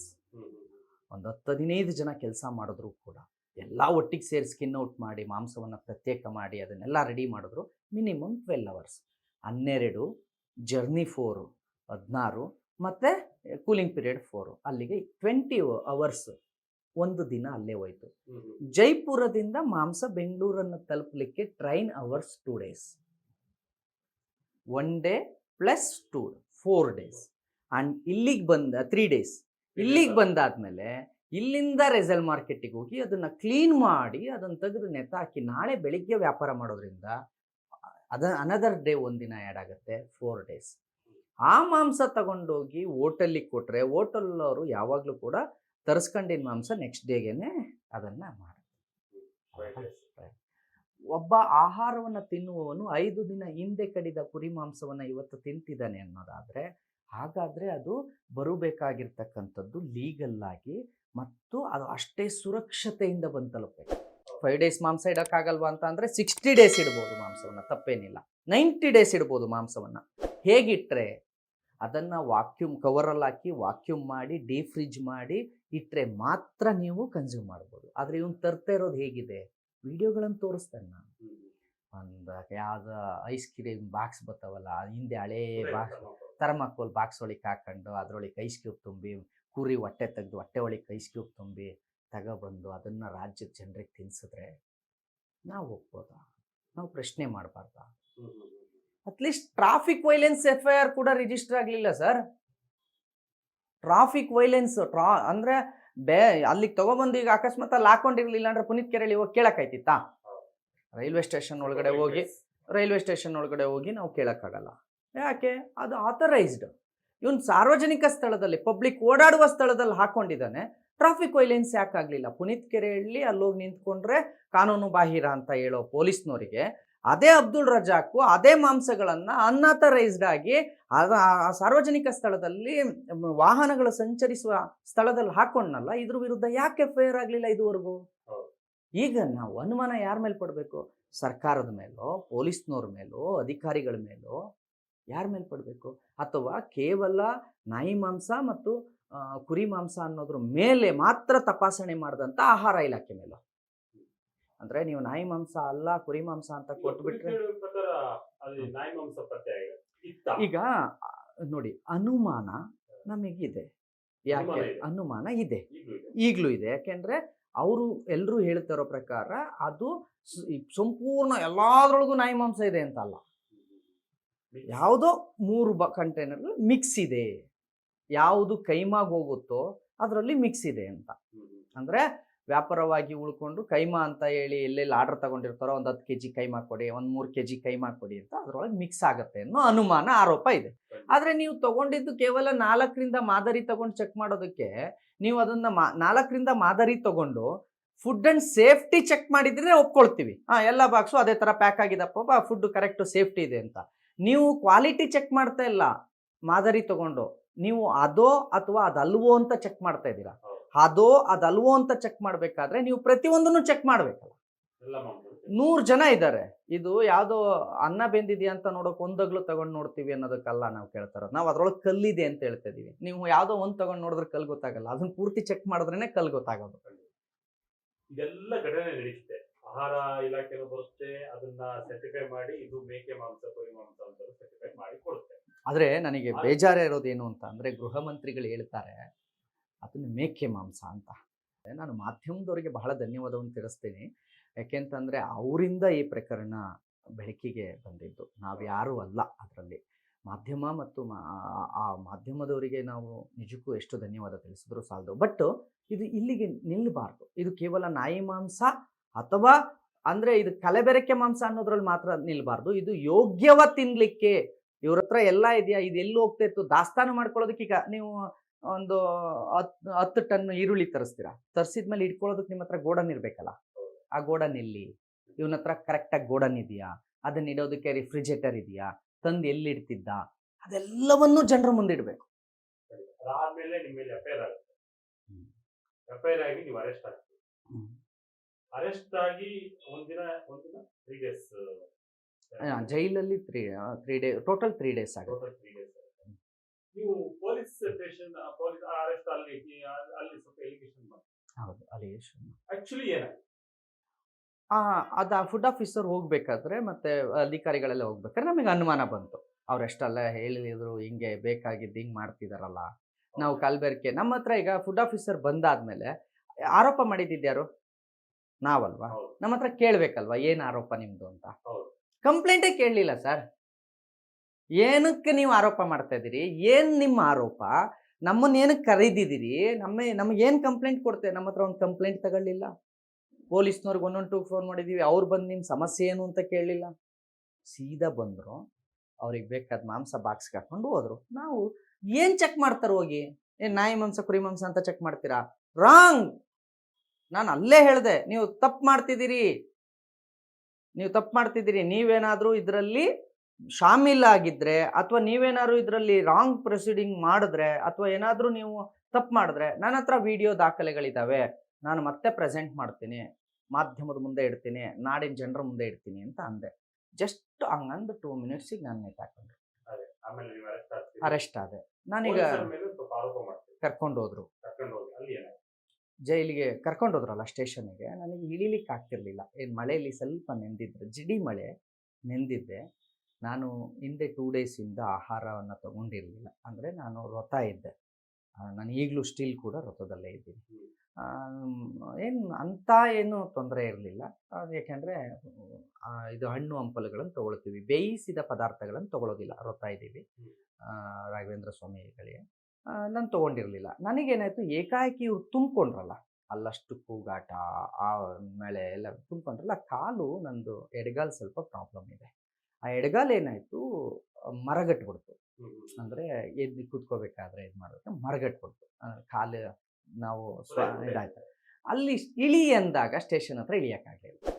ಸರ್ ಇಳಿಯೋಕ್ಕಾಗ್ತಿಲ್ಲ, ಮಾಧ್ಯಮದವ್ರು ಇದ್ದಾರೆ, ಅದಕ್ಕೆ ನಾಟಕ ಮಾಡ್ತಾನೆ ಅಂತೇಳಿ ಎತ್ಕೊಂಡು ಒಳಗೆ ಹೋಗೋ ಪ್ರಯತ್ನ ಮಾಡಿದ್ರು. ಕುಸಿದು ಬಿದ್ದೆ, ಅಲ್ಲಿಂದ ಎಳ್ಕೊಂಡು ಹೋದ್ರು. ಯಾವಾಗ ಅವರು ನನಗೆ ಇರೋಂಥ ನೈಜ ಪ್ರಾಬ್ಲಮ್ಗಳನ್ನು, ತೊಂದರೆನ ಪರಿಗಣಿಸ್ದೆ, ಇವನು ಮಾಧ್ಯಮದವರಿದ್ದಾರೆ ಅದಕ್ಕೆ ನಾಟಕ ಮಾಡ್ತಾವನೆ ಅಂತ ಅಂದ್ಕೊಂಡು ನನ್ನ ಮೇಲೆ ಫಿಸಿಕಲಿ ಎಳ್ಕೊಂಡು ಹೋಗೋ ಈ ಕೆಲಸ ಮಾಡಿದ್ರು, ಆ ಕ್ಷಣಕ್ಕೆ ನಾನು ಅಸ್ವಸ್ಥನಾದೆ. ಸುಸ್ತಾಗೋಯ್ತು ನನಗೆ. ಊಟ ಮಾಡಿರಲಿಲ್ಲ, ಇದೆಲ್ಲವೂ ಮಿಕ್ಸ್ ಆಗಿ ಸುಸ್ತಾಯಿತು. ಅವರು ಎಳ್ಕೊಂಡು ಎದ್ದು ನಿಂತ್ಕೊಂಡು ನನ್ನ ಕೈಲಿ ಮಾತಾಡೋ ಶಕ್ತಿ ಉಳಿಲಿಲ್ಲ. ನಾನು ಮಲ್ಕೋತೀನಿ ಸರ್, ನಂಗೆ ಆಗ್ತಿಲ್ಲ, ಒಂದು ರೂಮ್ ಒಳಗಡೆ ಬಿಟ್ಬಿಟ್ರು. ಮಲ್ಕೊಂಡೆ. ನನಗೆ ಫುಲ್ಲು ಸುಸ್ತಾಯಿತು. ನನ್ನ ಕಾಲು ಜೋವು ಹಿಡ್ದಿದ್ದು, ಮರಗಟ್ಟಿದ್ದ ಕಾಲು, ಅದು ಫ್ರೀನೇ ಆಗಲಿಲ್ಲ. ಸುಮಾರು ಪ್ರಯತ್ನ ಪಟ್ಟರು ಅವರು ಎಬ್ರಿಸೋದಕ್ಕೆ. ಬಲವಂತವಾಗಿ ಊಟ ಮಾಡು ಅಂತಾರೆ. ನಾನು ವ್ರತ ಇದ್ದೀನಿ, ಊಟ ಹೆಂಗೆ ಮಾಡಲಿ ನಾನು? ಸರ್ ನಂಗೆ ಬೇಡ, ನಾಟಕ ಆಡ್ತಾ ಇದೀಯ, ನಾಟಕ ಮಾಡ್ತೀಯ ನೀನು, ನಿಂದು ಯಾವ ವ್ರತ? ನಿನ್ನ ಮಾಧ್ಯಮ ಇದ್ದಾರೆ, ಪ್ರಚಾರಕ್ಕೆ ಮಾಡ್ತೀಯ ಇದನ್ನು. ಪ್ರಚಾರಕ್ಕೇನು ಮಾಡೋಣ ನಾವು? ಪ್ರಚಾರಕ್ಕೆ ಮಾಡೋಂಗಿದ್ರೆ 100 ಕೆಲಸಗಳಿದ್ದಾವೆ. ಆ ಕೆಲಸ ಪ್ರಚಾರ ಅನ್ಸುತ್ತಾ ಅದು? ಕೆಟ್ಟ ಮಾತು ಬೈದರು, ಸುಮಾರು ಹೊತ್ತಾದರು. ಆಮೇಲೆ ಏನೇನೇನೋ ಮಾಡಿದ್ರು. ಅದಾದ್ಮೇಲೆ ಚಂದನ್ ಸರ್ ಬಂದರು, ACP ಸರ್ ಬಂದವ್ರೆ. ಎದಳಿಸ್ರಿ ಅವನ್ನ, ಸಾಹೇಬ್ರು ಬಂದವ್ರು, ಎದಳಪ್ಪ. ಅದರಲ್ಲಿ ಒಬ್ಬರು ಪಾಪ ಇದ್ದವ್ರು PC ಸರ್, ಎದಳಿ ಸರ್, ಸಾಹೇಬ್ರು ಬಂದು. ಯಾವನ್ರಿ ಸರ್ ಅಂದ್ಕೊಂಡು ಅವನಿಗೆ, ಕ್ರಿಮಿನಲ್ಗಳಿಗೆಲ್ಲ ನೀವು ಎದಳ್ರಿ, ಎಬ್ರಿಸಿ, ಅವ್ನ ನಾಟಕ ನನಗೆ ಗೊತ್ತಿದೆ. ಏನು ಇವ್ರ ಅಪ್ಪ ತಂದು ಕೊಡ್ತಾನ, ಲಾಸ್ ಆಗಿರೋದ್ನೆಲ್ಲ ಇವ್ರ ಅಪ್ಪ ತಂದು ಕಟ್ತಾನ ಅಂತ ಹೇಳಿ ಎಬ್ರಿಸೋದಕ್ಕೆ ಬಲವಂತ ಮಾಡೋಕ್ಕೆ ಹೇಳಿದ್ರು. ನಾನು ಆಗ್ತಿಲ್ಲ ಸರ್, ಎದಳಕ್ಕೆ ನನ್ನ ಕೈಲಿ ಆಗ್ತಿಲ್ಲ. ಆಗ ಅವರು ತಗೊಂಡ್ರಿ ಲಾಟಿನ ಅಂತ ಹೇಳಿ, ಏನಾಗ್ತಿಲ್ಲ, ಇಲ್ಲ ಕಾಲಾಗ್ತಿಲ್ಲ, ಕಾಲಿಗೆ ಹೊಡೆಯೋಕ್ಷ. ಸುಮಾರು ಏಟು ಹೊಡೆದ್ರು ಆ ಕಾಲಿಗೆ. ನಾನು ಕೂಗ್ಕೊಳ್ಳೋದಾಗಲಿ ಏನೂ ಮಾಡಲಿಲ್ಲ. ಯಾಕೆಂದರೆ ಮರಗಟ್ಟಿರೋ ಕಾಲಿಗೆ ಹೊಡೆದ್ರೆ ನನಗೇನು ಗೊತ್ತಾಗಬೇಕು. ರೈಟ್ ಕಾಲಿಗೆ 2 ಏಟು ಹೊಡೆದ್ರು ಸರ್, ನನಗೆ ತಡ್ಕೊಳಕ್ಕಾಗಲಿಲ್ಲ. ನಾನು ಒಂದು ಸ್ವಲ್ಪ ಹರಚಿಬಿಟ್ಟೆ. ಆಗ ಅವರು ಹೊಡೆಯೋದು ನಿಲ್ಲಿಸಿ, ಹರ್ಚ್ಕೊಂಡ್ರೆ ಕೇಳುತ್ತೆ ಹೊರಗಡೆ, ಮಾಧ್ಯಮದವ್ರು ಇದ್ದಾರೆ, ಕಿರ್ಚಿದ್ರೆ ಹೊರಗಡೆ ಹೋಗುತ್ತೆ ಅಂತೇಳಿ, ಕೂರಿಸ್ರಿ ಅಂತ ಎಲ್ಲರೂ ಬಲವಂತ ಮಾಡಿ ಎಬ್ರಿಸಿ ಚೇರ್ ಮೇಲೆ ಕೂರಿಸೋ ಪ್ರಯತ್ನ ಮಾಡಿದ್ರು. ನಂಗೆ ಆಗ್ತಿಲ್ಲ ಸರ್ ಅಂತ ಹೇಳ್ತಿದ್ದೀನಿ. ಇವ್ರು ಇಷ್ಟೆಲ್ಲ ಮಾಡ್ತಾ ನನಗೆ ಮತ್ತಷ್ಟು ಆರೋಗ್ಯ ಹಾಳಾಗ್ತಿದೆಯೇ ಹೊರತು, ಸುಸ್ತಾಗ್ತಿದೆಯೇ ಹೊರತು ಯಾವುದು ಕೂಲ್ ಆಗ್ತಿಲ್ಲ.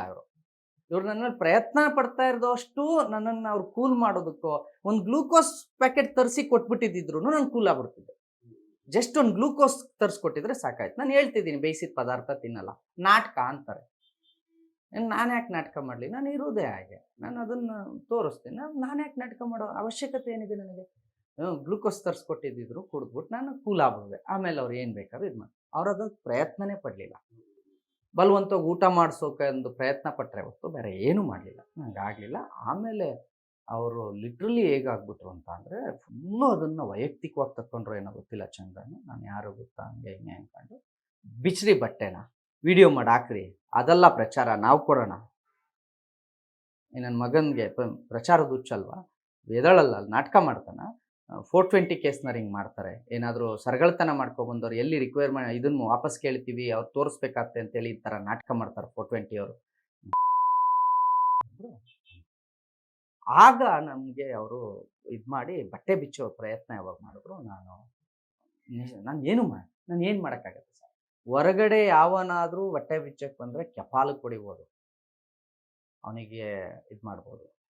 ಸಂವಿಧಾನದ ಅಡಿಯಲ್ಲಿ ಕರ್ತವ್ಯ ಮಾಡ್ತಾ ಇರ್ತಕ್ಕಂಥ ಪೊಲೀಸ್ನವರೇ ಬಟ್ಟೆ ಬಿಚ್ಚೋದಕ್ಕೆ ಟ್ರೈ ಮಾಡಿದ್ರೆ ನಾನು ಏನು ಮಾಡ್ಬೋದು? ತಡೆಯೋದಕ್ಕಾಗೋದಿಲ್ಲ ಸರ್. ಲಾಠಿ ನನ್ನ ಮೇಲೆ ಬರ್ಬೋದು, ಅದಕ್ಕೆ ಅಧಿಕಾರ ಇದೆ. ಬರುವ ಲಾಠಿಯನ್ನು ಹಿಡಿದ್ರೆ ಅದು ಕರ್ತವ್ಯಕ್ಕೆ ಅಡ್ಡಿಪಡಿಸ್ತಾರೆ. ಬಟ್ಟೆ ಬಿಚ್ಚುವ ಹಕ್ಕು ಅವರಿಗಿದೆ. ಕೈ ಹಿಡಿದು ಬಿಟ್ರೆ, ನಾನು ಅವ್ರ ಕೈ ಏನಾದ್ರು ಹಿಡಿದಿದ್ರು ಅದು ಕರ್ತವ್ಯಕ್ಕೆ ಅಡ್ಡಿ. ಇದು ನಮ್ಮ ಪೊಲೀಸ್ ಆ್ಯಕ್ಟ್. ಹಾಗಾಗಿ ಬಟ್ಟೆ ಪಂಚೆ ಬಿಚ್ಚಿದ್ರು, ನಂದು ಶರ್ಟ್ ಮೊದಲೇ ಇರಲಿಲ್ಲ, ಬನೀನ್ ಇತ್ತು, ಬನೀನ್ ಬಿಚ್ಚಿದ್ರು, ಅಂಡರ್ವೇರ್ ಇತ್ತು. ಮತ್ತೆ ಅವರು ನನ್ನ ಎದ್ದು ನಿಂತ್ಕೊ ಆಗಲ್ಲ, ಬಿಚ್ರಿ ಚಡ್ಡಿನ ಅಂತ ಚಡ್ಡಿ ಬಿಚ್ಚಿದ್ರು. ಬೆತ್ತಲೆ ಆಗಿ ಸುಮಾರು ಒಂದು 4-5 ನಿಮಿಷ ಈ ಸಿ ಪಿ ಅವರು ಎದ್ದೇಳಿಸಿ ಅದು ಇದು ಏನೇ ಹೇಳ್ತಾನೆ ಇದ್ರು. ನನಗೆ ಯಾವಾಗ ಅದನ್ನು ಮಾಡಿದ್ರು ನಾನು ದೈಹಿಕವಾಗಲ್ಲದೆ ಮಾನಸಿಕವಾಗೂ ಏನು ತಪ್ಪಿಗೆ ನನಗೆ ಹಿಂಗೆ ಮಾಡ್ತಿದ್ದಾರೆ, ಯಾವ್ದು ತಪ್ಪಿಗೆ, ಇದು ನನ್ನ ಮನಸ್ಸಿನೊಳಗೆ ಹೋಗಿ ನಾನು ಸಂಪೂರ್ಣ ಮೌನಕ್ಕೆ ಶರಣಾಗೋಗ್ಬಿಟ್ಟೆ. ನೀವೇನಾದ್ರು ಮಾಡ್ಕೊಳ್ಳಿ, ರಾಯರಿದ್ದಾರೆ, ರಾಯರು ನೋಡ್ಕೊಳ್ತಾರೆ. ಮಾಲೆ ನಾನು ಹಾಕಿದ ಮಾಲೆ ಕೆಳಗಡೆ ತನಕ ಟಚ್ ಆಗ್ತಿದೆ. ನಾನು ಅದನ್ನು ಹೇಗೆ ವ್ಯಕ್ತಪಡಿಸ್ಲಿ? ನನ್ನ ಪಾಡಿಗೆ ನಾನು ಸುಮ್ಮನೆ ಆಗೋಗ್ಬಿಟ್ಟೆ ಸರ್. ನನ್ನ ಕೈಲಿ ಶಕ್ತಿ ಇಲ್ಲ, ದೈಹಿಕವಾಗಿ ನಿಂತ್ಕೊಳ್ಳೋ ಶಕ್ತಿ ಇಲ್ಲ. ನನ್ನ ಪಾಡಿಗೆ ನಾನು ಹೆಂಗೆ ಬಿಡ್ತೀನಿ ಅಂತ ಸುಮ್ಮನೆ ಆಗೋದೆ. ಅದಾದಮೇಲೆ ಸುಮಾರು ಹೊತ್ತು ಟ್ರೈ ಮಾಡಿದ್ರು ಆಗಲಿಲ್ಲ. ಕೊನೆಗೆ ಎಲ್ಲ ಹೋಗಿ ಚಡ್ಡಿ ಹಾಕೋನು. ನಾನು ಎಲ್ಲಿಂದ ಹಾಕಲಿ? ಇರೋ ಪರಿಸ್ಥಿತಿಲಿ ನಾನು ಸುಮ್ಮನೆ ಹಂಗೆ ಕೂರಿಸ್ಕೊಂಡು ಹಂಗೇ ಕುಂತ್ಕೊಂಡಿದ್ದೆ. ಆಮೇಲೆ ಯಾರೋ ಒಬ್ಬರು ಬಂದು ಪಾಪ ಚಡ್ಡಿ ಹಾಕಿ ಅವರು ಬೈಕೊಂಡು, ಪಾಪ ಯಾರಾದರೂ ಅಷ್ಟೇ ಬೈದಿದ್ದೇನು ತಪ್ಪಲ್ಲ ನನಗೆ ಆ ಕ್ಷಣದಲ್ಲಿ. ಅದು ನಮ್ಮ ಮನೇಲೇ ಮಕ್ಳಿಗೆ ಚಡ್ಡಿ ಹಾಕಿಲ್ಲ, ಇಲ್ಲ ಹಾಕಬೇಕು ಅಂತ ಹೇಳಿ ಹಾಕಿ ಬಟ್ಟೆ ಹಾಕಿ ಒಂದು 4 ಗಂಟೆ ಟೈಮ್ ಅವ್ರಿಗೂ ನೋಡಿದ್ರು. ನನ್ನ ಕೈಲಿ ಆಗಲಿಲ್ಲ ಇದೆಲ್ಲಕ್ಕೆ. ಆಮೇಲೆ ನನ್ನ ಆಸ್ಪತ್ರೆಗೆ ಕರ್ಕೊಂಡೋದ್ರು. ಅಲ್ಲಿಂದ KC ಜನರಲ್ ಆಸ್ಪತ್ರೆಗೆ ಕರ್ಕೊಂಡೋಗಿ ನನ್ನ ಅಡ್ಮಿಟ್ ಮಾಡಿದ್ರು. ಆ KC ಜನರಲ್ ಆಸ್ಪತ್ರೆಯಲ್ಲಿ ಏನಾಯಿತು ನನಗೆ ಸ್ವಲ್ಪ ಅಷ್ಟು ಸಂಪೂರ್ಣ ನೆನಪಿಲ್ಲ ನನಗೆ. ಅಂದರೆ ನಾನು ಅರೆ ಪ್ರಜ್ಞಾ ಸ್ಥಿತಿಯಲ್ಲಿದ್ದೆ ನನಗೆ ಅಲ್ಲಿ. ಅಂದರೆ ಗೊತ್ತಾಗ್ತಿದೆ ಎಲ್ಲನೂ, ನಾನೇನು ರಿಯಾಕ್ಟ್ ಮಾಡೋಕ್ಕಾಗ್ತಿರ್ಲಿಲ್ಲ. ಅವರು ಕಾಲಿಗೆ ಲೆಫ್ಟ್ ಕಾಲು ಏನು ಜೂಮ್ ಹಿಡಿದಿತ್ತು ಅದಕ್ಕೆ ಎಲ್ಲ ಚುಚ್ಚೋದು ಏನೇನೋ ಮಾಡಿ ಏನೋ ಹೇಳ್ತಿದ್ರು ಅವರಿಗೆ. ನನಗೆ ಅದ್ರ ಸ್ವಾಧೀನನೇ ಇಲ್ದಂಗೆ, ಅಂದರೆ ಸ್ಪರ್ಶ ಜ್ಞಾನನೇ ಇಲ್ಲ. ಅವ್ರು ಚುಚ್ಚಿದ್ರು ಗೊತ್ತಾಗ್ತಾ ಇಲ್ಲ, ಹೊಡಿತಿದ್ದಾರೆ. ಆಮೇಲೆ ಏನು ಹೇಳಿದ್ರು, ಇದೆಲ್ಲ ನಾಟಕ, ನೀವು ಬರ್ಕೊಡಿ, ನಾವು ಪ್ರೆಸೆಂಟ್ ಮಾಡ್ತೀವಿ ಅಂತ ಅಂದರು. ಅವರು ನೀವು ನಾಟಕ ಅಂತ ಹೇಳ್ಬೋದು, ಆ್ಯಸ್ ಎ ಡಾಕ್ಟರ್ ನಾನು ನಾಟಕ ಅಂತ ಹೇಳೋಕ್ಕಾಗಲ್ಲ ಅದನ್ನು ಅಂತ ಹೇಳಿ ನಾವು ಬರೆಯೋಕ್ಕಾಗಲ್ಲ ಅಂದರು. ಅಲ್ಲಿಂದ ಅವರು ಒಂದು ಗ್ಲೂಕೋಸ್ ಹಾಕಿ ಎಲ್ಲ ಇದು ಮಾಡಿದ್ರು. ಸ್ವಲ್ಪ ನಾನು ಗ್ಲೂಕೋಸ್ ಅವ್ರು ಯಾವಾಗ ಹಾಕಿದ್ರೋ ಇದನ್ನು ಹಾಕಿದ್ರಲ್ಲ, ಟ್ರೀಟ್ಮೆಂಟ್ ಮಾಡಿ ಗ್ಲೂಕೋಸ್ ಹಾಕಿದ್ರಲ್ಲ, ಒಂದು ಸ್ವಲ್ಪ ಚೇತರಿಸ್ಕೊಂಡೆ ಸರ್. ಸ್ವಲ್ಪ ಅಂದರೆ ಒಂಚೂರು ಕಣ್ಬಿಟ್ಟು ಅವ್ರು ಕೇಳಿದ್ದಕ್ಕೆ ಮಾತಾಡೋಷ್ಟು. ಆಗ ಅವ್ರು ಬಂದು ಕೇಳಿದ್ರು ಏನೇನಾಯಿತು ಅಂತ. ಹೇಳಿದೆ ಹಿಂಗೆ ಕಾಲ ಮೇಲೆಲ್ಲ ನಿಂತ್ಕೊಂಡಿದ್ರು, ಲಾಠಿಲಿ ಹಿಂಗೆಲ್ಲ ಹೊಡೆದ್ರು, ಹಾಗಾಗಿ ಆ ಕಾಲು ಮರಗಟ್ಟಿದೆ, ಅದು ಗೊತ್ತಾಗ್ತಿಲ್ಲ. ಸರಿ ಆಯಿತು ಅಂತ ಹೇಳಿ ಅವರು ಏನೋ ಒಂದು ಟ್ರೀಟ್ಮೆಂಟ್ ಏನೋ ಇದೆಲ್ಲ ಹಾಕಿ ಮಾಡಿ ಅಲ್ಲಿಂದ ವಿಕ್ಟೋರಿಯಾ ಕರ್ಕೊಬಂದರು. KC ಜನರಲ್ಲಿಂದ ಆಗಲಿಲ್ಲ ಅಲ್ಲಿ, ಅವರು ಇವ್ರು ಹೇಳ್ದಂಗೆ ಬರ್ಕೊಡ್ಲಿಲ್ಲ ಅವರು. ಅಲ್ಲಿಂದ ವಿಕ್ಟೋರಿಯಾ ಕರ್ಕೊಬಂದರು. ಯಾರೋ ಹೈಯರ್ ಅಧಿಕಾರಿಗಳು ಹೇಳಿದ್ದಾರೆ ಅಲ್ಲಾಗಲಿಲ್ಲ ಅಂದರೆ ವಿಕ್ಟೋರಿಯಾ ಕರ್ಕೊಬನ್ನಿ, ಅಲ್ಲಿ ಬರ್ಸ್ಕೊಳ್ಳೋಣ ಅಂತ. ಅಲ್ಲಿಂದ ಬಂದು ವಿಕ್ಟೋರಿಯಾಗೆ ಬಂದು ವಿಕ್ಟೋರಿಯಾದಲ್ಲಿ ನನ್ನ ಅಡ್ಮಿಟ್ ಮಾಡಿ ಅಲ್ಲಿ ಒಂದು 2 ಗ್ಲೂಕೋಸೋ ಏನೋ ಹಾಕಿ ಅಲ್ಲಿ ಸ್ವಲ್ಪ ಕಾಲನ್ನ ಎಕ್ಸರ್ಸೈಸ್ ಮಾಡಿಸಿ ಓಡಾಡಿಸಿ ನೋಡಿ. ಕಾಲನ್ನ ಎಕ್ಸರ್ಸೈಸ್ ಮಾಡಿಸಿದ್ಮೇಲೆ ಐ ರಿಲೀಫ್ಡ್. ಸ್ವಲ್ಪ ಅದು ಹಿಡಿದಿತ್ತು, ಮರ ಹಿಡಿದಿತ್ತು, ಬ್ಲಡ್ ಸರ್ಕ್ಯುಲೇಷನ್ ತುಂಬ ಚೆನ್ನಾಗಾಯ್ತು ಅನಿಸುತ್ತೆ. ಐ ರಿಲೀಫ್ಡ್. ಅಲ್ಲಿಂದ ಸ್ವಲ್ಪ ಸಂಜೆ 6 ಗಂಟೆವರೆಗೂ ಸ್ವಲ್ಪ ನನಗೇನೇನು ಟ್ರೀಟ್ಮೆಂಟ್ ಬೇಕು ಮಾಡಿದ್ರು. ಅಲ್ಲಿಂದ ನನಗೆ ಎದ್ದು ನಡೆಯಬಲ್ಲುವಷ್ಟು ಚೇತರಿಕೆ ಕಂಡೆ. ಅಷ್ಟು ಕಂಡ ತಕ್ಷಣವೇ ಸೀದಾ ಕರ್ಕೊಂಡೋಗಿ ಜಡ್ಜ್ ಮುಂದೆ ನಿಲ್ಲಿಸಿರು. ಓಕೆ, ಅದೆಲ್ಲ ಆಯ್ತು. ಆಮೇಲೆ ನೀವು ಜೈಲಿಂದಲೂ ಕೂಡ ಬಿಡುಗಡೆ ಆಗ್ತೀರಿ. ಬಿಡುಗಡೆ ಬಂದ್ಮೇಲೆ ಪ್ರತಾಪ್ ಸಿಂಹ ಅವರು ಇದ್ದಾರೆ. ಪುನೀತ್ ಕೆರಳಿ ಅವರಿಗೆ ಈ ರೀತಿಯಾದ ಒಂದು ಅವಮಾನ. ನನಗೆ ಯಾವಾಗ ವಿಕ್ಟೋರಿಯಾ ಆಸ್ಪತ್ರೆಯಲ್ಲಿ ನನಗೆ ನೋಡ್ಲಿಕ್ಕೆ ವಕೀಲರು ಬಂದಿದ್ರು, ನಾನು ವಕೀಲರ ಹತ್ರ ಇದನ್ನೆಲ್ಲನೂ ಹೇಳಿದೆ ಮಧ್ಯಾಹ್ನ ಟೈಮಲ್ಲಿ ವಿಚಾರ. ಅವರು ಹೊರಗಡೆ ಬಂದು ಪಬ್ಲಿಕ್ ಮಾಡಿದ್ದಾರೆ ಹಿಂಗಾಗಿದೆ ಅಂತ. ಅದು ಪ್ರತಾಪ್ ಸಿಂಹ ಅವ್ರಿಗೆ ತಲುಪಿದೆ. ಪ್ರತಾಪ್ ಸಿಂಹ ಅವರು ನಾನು ರಿಲೀಸ್ ಆದಮೇಲೆ ಅದನ್ನು ನೋಡಿಕೊಂಡು ಈಗ ಬಂದಿದೆ, ನನ್ನನ್ನು ಕನ್ಫರ್ಮ್ ಮಾಡಿಕೊಂಡ್ರು ಒಂದ್ಸಲ, ನಿಜನಾ ಸತ್ಯನಾ ನಡೆದಿದ್ದು ಘಟನೆ. ಈಗ ಬಂದೆ, ಹೌದು ಸತ್ಯ. ನಾನು ಬಿಡಿಸಿ ಹೇಳಿದೆ, ನನ್ನ ತಾಯಿ ನನ್ನನ್ನು ಎಷ್ಟು ಪವಿತ್ರವಾಗಿ ಜನ್ಮ ಕೊಟ್ಟಿದ್ದಾಳೋ ಅಷ್ಟೇ ಪವಿತ್ರವಾಗಿ ಹೇಳ್ತಾ ಇದ್ದೀನಿ. ನಾನು ರೆಡಿ ಟು ಮಂಪರು ಪರೀಕ್ಷೆ. ನಾನು ಮಂಪರು ಪರೀಕ್ಷೆಗೆ ರೆಡಿ ಇದ್ದೀನಿ ಅಣ್ಣ. ನೀವು ಮಂಪರು ಏನಿದೆ ಎಲ್ಲ ಥರ ಪರೀಕ್ಷೆಗೂ ನಾನು ರೆಡಿ ಇದ್ದೀನಿ. ಅವ್ರು ಮಾಡಿದ್ದು ಸತ್ಯ ಸತ್ಯ ಸತ್ಯ. ನನಗಿದ್ರಲ್ಲಿ ನಾಚಿಗೆ ಮರ್ಯಾದೆ ಹೋಗುವಂಥದ್ದೇನೂ ಇಲ್ಲ. ನಾನಿವತ್ತು ಮುಚ್ಚಿಟ್ರೆ ಅಣ್ಣ, ನಾಳೆ 200 ಜನ ಕಾರ್ಯಕರ್ತರಿಗೆ ಹಿಂಗೆ ಆಗುತ್ತೆ. ಹೆಗಲ ಮೇಲೆ ಕೇಸರಿ ಹಾಕಿದ್ದೀವಿ ಅನ್ನೋ ಕಾರಣಕ್ಕೋ ಅಥವಾ ನಾವು ಹೋರಾಟ ಮಾಡ್ತಾ ಇದ್ದೀವಿ ಅನ್ನೋ ಕಾರಣಕ್ಕೋ ಒಬ್ಬ ಹೋರಾಟಗಾರನಿಗೂ ಈ ರೀತಿ ಆಗಬಾರ್ದು. ನಾನು ಇದನ್ನು ಧೈರ್ಯವಾಗಿ ಪ್ರಶ್ನೆ ಮಾಡ್ತೀನಣ್ಣ ಅಂದೆ. ಸರಿ ಹಾಗಾದರೆ ಅಂತೇಳಿ ಅವರು ಆ ನಿಲುವನ್ನು ತಗೊಂಡು ನಾನು ಬರ್ತೀನಿ. ಅವರಿಗೆ ಪಾಪ ಬೇಜಾರಾಯಿತು ಈ ರೀತಿ ನಡೆಸ್ಕೊಂಡ್ರು. ಲಿಟ್ರಲಿ ಏನಾಗುತ್ತೆ, ನಿಮಗೆ ಎನ್ಕ್ವೈರಿ ಮಾಡಿ ನನ್ನಿಂದ ಏನೋ ತೊಗೊಳ್ಳೋವಂಥದ್ದು ಇದೆಯಾ, ನನ್ನಿಂದ ಏನಾದ್ರು ರಿಕ್ವೈರ್ಮೆಂಟ್ ಅಂದರೆ ನಾನು ವಶಪಡಿಸ್ಕೊಳ್ಳೋವಂಥದ್ದು, ನಾನು ಎಲ್ಲಿಟ್ಟಿದ್ದೀನಿ ಬಚ್ಚಿಟ್ಟಿದ್ದೀನಿ ಅಥವಾ ಆ ಥರ ಏನಾರು ಇದೆಯಾ, ಹೊಡೆದು ಟಾರ್ಚರ್ ಮಾಡೋದಕ್ಕೆ? ಇಲ್ವಲ್ಲ. ಅಥವಾ ಯಾವುದಾದ್ರೂ ಸಾಕ್ಷಿ ತಗೋಬೇಕಾ ನಾನು? ಇಲ್ಲ. ಒಂದೇನೋ ಪ್ರಕರಣ ನಡೆದಿದ್ರೆ ಅರೆಸ್ಟ್ ಮಾಡಿದರೆ ಪ್ರೆಸೆಂಟ್ ಮಾಡಬೇಕು, ಮುಗಿಬೇಕು, ಇಷ್ಟೇ ಅಲ್ವಾ. ಆದರೆ ಅವ್ರು ನಡ್ಕೊಂಡ ರೀತಿಗೆ ಅವ್ರಿಗೂ ಬೇಜಾರಾಗಿ ಅವರು ಟ್ವೀಟ್ ಮಾಡಿದ್ರು, ಪೋಸ್ಟ್ ಮಾಡಿದ್ರು ಅನ್ಸುತ್ತೆ. ಅದನ್ನು ನಾನು ಕೊನೆಗೆ ನೋಡಿ ನಾನು ಓವರ್ ಆಲ್ ಸ್ಟೇಷನ್ ಹತ್ರ ಹೋಗ್ತಾರೆ, ಹ್ಮ್. ಅಲ್ಲೂ ಕೂಡ DCP ಚಂದನ್ ಅವ್ರು ಇರ್ತಾರೆ. ಏನಿತ್ತು ನಿನ್ನೆ ಅಂದ್ರೆ ಸರ್, ನಿಮ್ಮ ಈಗ ಹೇಳಿಕೆ ಅಲ್ಲಿ ಆಯ್ತಾ? ಒಬ್ರು ಮಾಜಿ ಸಂಸದರು, ಒಬ್ರು ಶಾಸಕರು ಹೌದು. ನನಗಾಗಿರೋ ಅನ್ಯಾಯವನ್ನು ಪ್ರಶ್ನೆ ಮಾಡೋದಕ್ಕೆ ಬರ್ತಿದ್ದಾರೆ ಅಂದಾಗ ಹೌದು. ನಾನು ಕೂಡ ಕಂಪ್ಲೇಂಟ್ ಬರ್ಕೊಂಡು ಕಂಪ್ಲೇಂಟ್ ಕೊಡೋಣ ಅಂತ ಹೋದೆ ಅಲ್ಲಿಗೆ. ಅಲ್ಲಿ ಏನಿರ್ತಾರೆ ನಂಗೆ ಗೊತ್ತಿಲ್ಲ. ಇದು ನಾನಾಗ ಅಲ್ಲಿಗೆ ಹೋದೆ. ಹ್ಮ್. ಅಲ್ಲಿಗೆ ಹೋದಾಗ ಅವ್ರು ಏನು ಮಾಡಿದ್ರು, ಸರಿ ಆಯಿತು ಅಂತ ಹೇಳಿ ಕರ್ಕೊಂಡು ಜೊತೆಲಿ ಪ್ರತಾಪ್ ಸಿಂಹ ಅವ್ರ ಕಾರಲ್ಲೇ ಸಿಕ್ಕಿದ್ರು. ಅವ್ರು ಮತ್ತಷ್ಟು ವಿಚಾರಗಳನ್ನು ತೊಗೊಂಡ್ರು, ನನ್ನಿಂದ ಮಾಹಿತಿ ತೊಗೊಂಡ್ರು, ಕನ್ಫರ್ಮ್ ಮಾಡಿಕೊಂಡ್ರು. ಅದಾದಮೇಲೆ ಸ್ಟೇಷನ್ ಹತ್ರ ಹೋದ್ವಿ ಸರ್. ನಾನು ಹೋಗಿ ಇನ್ನೂ ಇಳಿದಿಲ್ಲ ಸರ್, ನಾನು ಮತ್ತೆ ಅದೇ ಕತೆ, ಮತ್ತೆ ಬಲವಂತವಾಗಿ ತುಂಬ್ಕೊಂಡು ಬಸ್ಸಿಗೆ ಹಾಕಿ ಅರೆಸ್ಟ್ ಮಾಡಿ ಕರ್ಕೊಂಡು. ನಾನು ಏನು ಮಾಡಿದ್ದೆ? ನಾನು ಕೇಳ್ತಿರೋದು ಪೊಲೀಸ್ನವ್ರ ಹತ್ರ. ನಾನು ಸ್ಪಾಟಿಗೆ ಕಂಪ್ಲೇಂಟ್ ಲೆಟರ್ ಇಟ್ಕೊಂಡು ಬಂದಿದ್ದು ಬಿಟ್ಟರೆ ನಾನೇನು ಮಾಡಿದ್ದೆ? ನಾನೇನಾದ್ರು ಅನ್ಆಥರೈಸ್ಡ್ ಅಸೆಂಬ್ಲಿ ಮಾಡಿದ್ನಾ? ನಾನೇನಾದ್ರು ಜನ ಗುಂಪು ಸೇರಿಸಿದ್ನಾ? ನಾನು ಬರ್ತೀನಿ ಅಂದರೆ ನೀವು ನನ್ನ ಮೇಲೆ ಮಾಡಿರೋ ದೌರ್ಜನ್ಯಕ್ಕೆ ಜನ ನನ್ನ ಮೇಲೆ ಇರೋವಂಥ ಅಭಿಮಾನಕ್ಕೆ ಅಲ್ಲಿಗೆ ಸೇರಿದ್ದಾರೆ. ಪ್ರತಾಪ್ ಸಿಂಹ ಅವರು ಬರ್ತೀನಿ ಅಂತ ಹೇಳಿದ್ದಾರೆ. ಜನ ತನ್ನಿಂದ ತಾನೇ ಸೇರಿದ್ದಾರೆ, ಯಾರನ್ನೂ ಸೇರಿಸಿಲ್ಲ.